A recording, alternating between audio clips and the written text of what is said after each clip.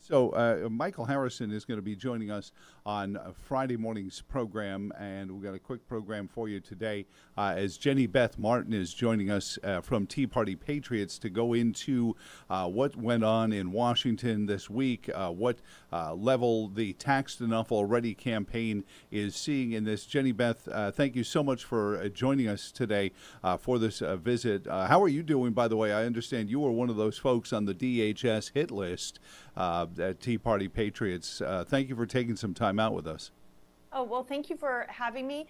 And the Tea Party was on that hit list from the Department of Homeland Security.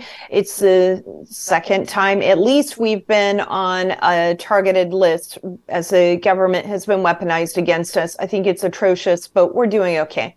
So get us into this deal, this debt deal that everyone is trumpeting now. I've got this line of people outside of Mike Lee and Rand Paul and a couple of other folks who are all telling me how great this deal was and why we should all stop complaining about it and get with the program. Tell us where the Taxed Enough Already movement is on this. Well, we see that this is a disaster of a deal, and we're very disappointed that Speaker McCarthy did not leverage his position in the House with the House majority held by Republicans to get more from the deal than what he is getting right now. And you're right, Senator Mike Lee and Senator Rand Paul are against it, and they're about, the last I counted, somewhere in the neighborhood of 37 Republicans in the House who would be voting against it. Perhaps it's more than that when the final vote happens, but most will be voting for it. So what about the idea that the Senate could actually stop this? Because it doesn't look like the House is going to have enough numbers to do it, Jenny-Beth. What about getting to 60 in the Senate for this deal to make it through? What are you hearing about that? Yeah, the place to stop this bill is in the House. It's not going to be in the Senate. Schumer and McConnell will be able to get 10 Republicans to vote with Democrats, and those 10 Republicans will be able to pass it. And so if there's any hope of stopping it, it is in the House of Representatives. Well, we've been doing Tea Party Patriots Action since the day after Memorial Day, is urging people to call their member of Congress, especially the Republican representatives, and tell them that they are opposed to the deal, and make sure that those congressmen and congresswomen know that when they are going to vote, that their voters do not want this deal to pass. Of course, the media, the mainstream media, Wall Street, the media on both sides, whether it's Fox News, the Fox News type, or MSNBC, they all put this pressure on the members to pass the deal. They just want the deal passed. And there's a lot of fear mongering that goes on every time we get to running to the debt limit, and every time we get to the end of a fiscal year. If we don't pass it and we don't do something, the United States is going to default on its obligations. The United States has never one time defaulted on its obligations. It's not going to start now. That is a scare tactic. Instead, this is must-pass legislation, and for it to pass, we should be extracting something from it that helps put our country on the right path. We're not doing that. We're still going to be funding the IRS, for Pete's sake. Well, and that's the part that I think frustrates a lot of people. And I go back to 2009 when you co-founded the Tea Party Patriots, and the acronym was the most important part of it. Taxed Enough Already. Congressman Good, Congressman Roy, Congressman Scalise seemed to be, certainly Andy Biggs also, all pointing out that the Congress had plenty of money coming in. Janet Yellen had no reason to default. She was receiving $400 billion per month, but spending $500. All she had to do was cut back to spending $400 billion a month, and she would have been okay, and there never would have been any need for a default, Jenny. Are we losing the narrative, and is enough of that information getting out? Well, I don't know that enough of that information is getting out, so I think that is an issue.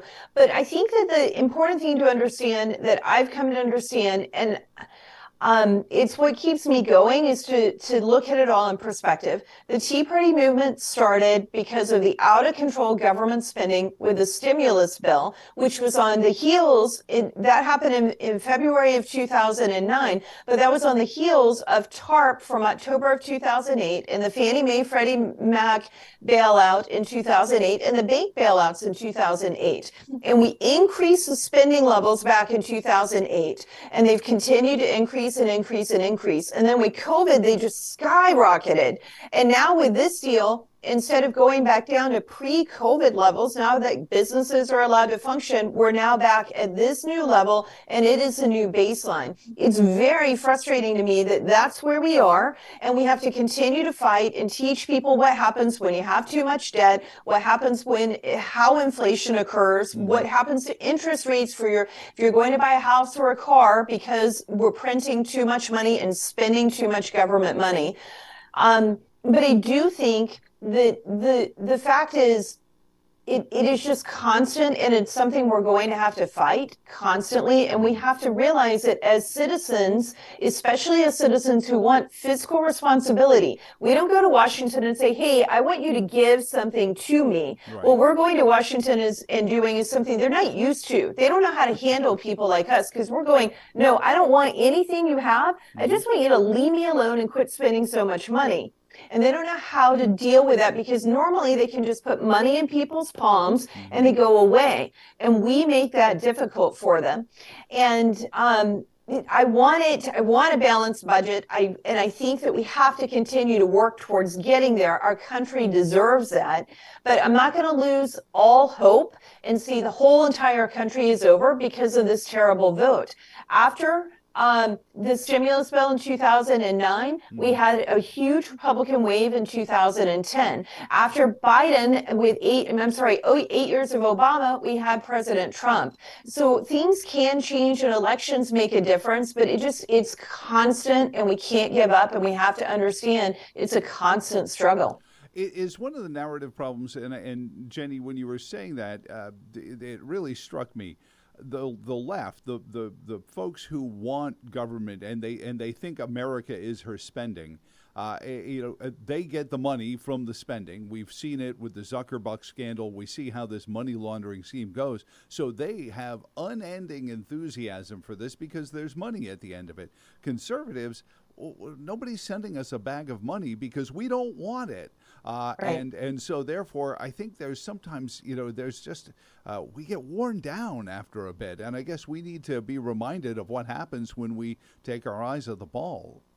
Well, when we take our eyes off the ball, bad things happen. So we cannot do that. We have to keep the eyes on the ball. But we've got 37 people right now who are standing up against us. It is not nearly enough. Perhaps in the final vote, it'll be over 50. We'll see. I'm not sure how many it's going to wind up being. But we have to make this a painful vote for these members. They have to understand, and by painful, I don't mean physical pain. I mean, they have to understand that they are violating the will of their constituents.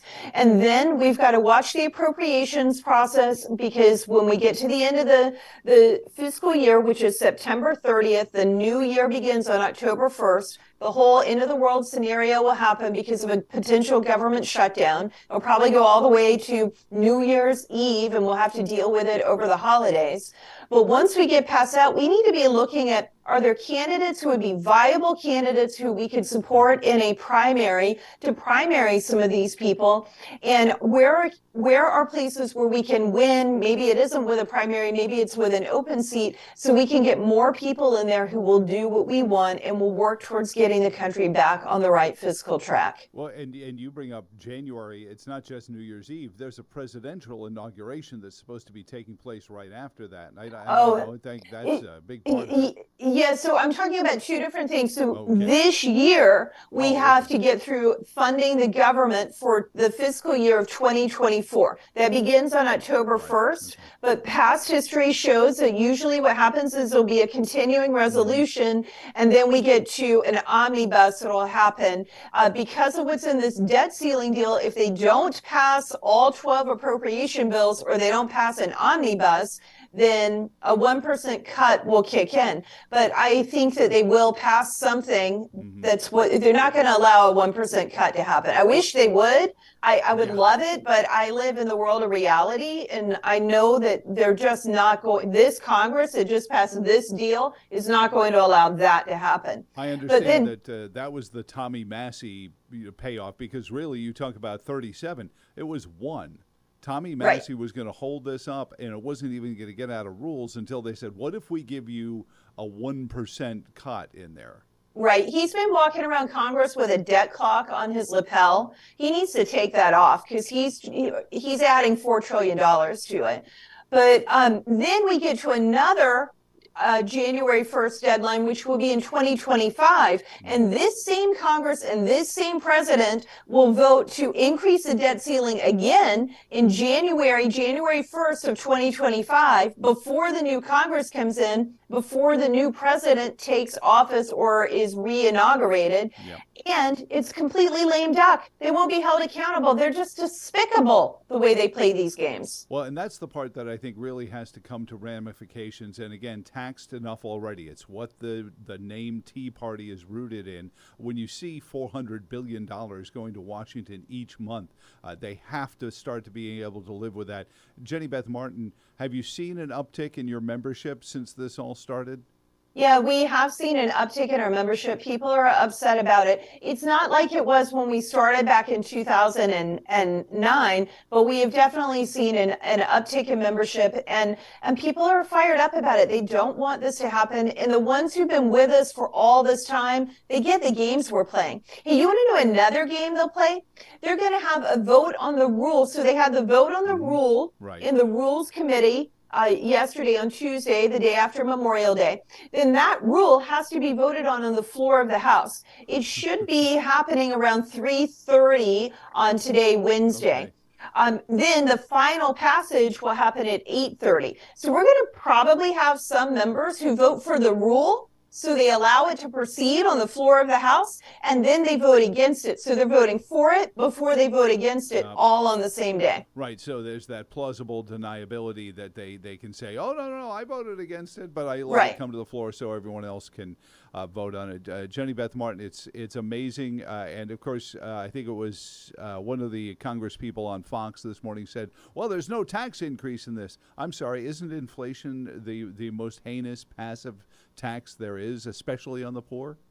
Yeah, exactly. And so remember, we were told, oh, we're increasing all these spending levels because the government forced everyone to shut down. So just bear with us. It's only temporary. And then we flooded the economy with all this new money back in 2020, 2021, 2022, keeps going. Now everything's open again, but we're continuing to flood the economy with all this money. So there'll be more money for fewer goods. That is going to cause inflation yet again.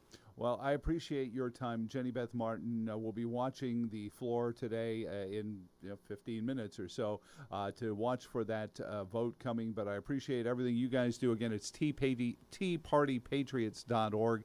And I'm glad that you're still going, because a lot of those Tea Party organizations kind of faded away in the time in between 2009 and now. So God bless you for still being there and still fighting for that constitutional mandate of live within your means. Well, thank you so much, and thank you for having me today. Not at all. Jenny-Beth Martin, it's teapartypatriots.org. Thank you for tuning in and joining us again. As I was telling you as we were getting started today, Michael Harrison, Talkers Magazine, is going to be our special guest on Friday. I have been invited to be one of the speakers at our industry trade publication event. So we're going to talk a little bit about the importance of what we're doing all around, not just against government spending, but in all aspects of life. Conversation, the spoken word format. So I appreciate you guys being there on the receiving end of this today. And as always, subscribe. That way you know when the next episode is starting. We try to start every day at